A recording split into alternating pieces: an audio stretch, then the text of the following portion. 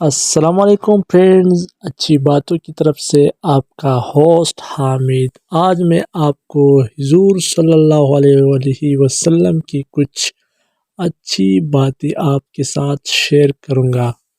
کیا آپ جانتے ہیں جس بستر پر رسول خدا صلی اللہ علیہ وسلم آرام فرماتے تھے وہ چمڑے کا تھا اور اس میں کھجور کی مونج بری ہوئی تھی۔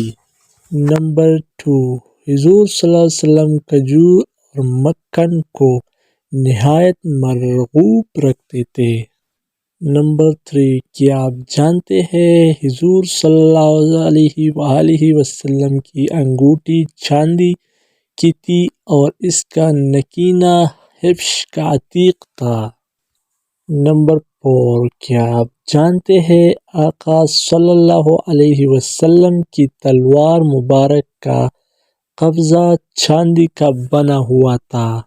نمبر 5، کیا آپ جانتے ہیں حضور صلی اللہ علیہ وسلم جب کھانا کھاتے تو اپنی انگلیاں 3 مرتبہ چاٹتے تھے۔ نمبر 6، کیا آپ جانتے ہیں حضور صلی اللہ علیہ وسلم نے تمام عمر نہ تو چوکی پر بیٹھ کر کھانا کھایا اور نہ ہی چپاتی کھائی۔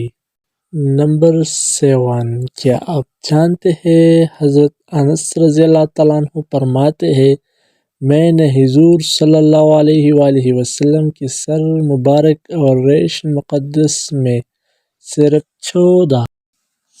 14 بال سفید شمار کیے۔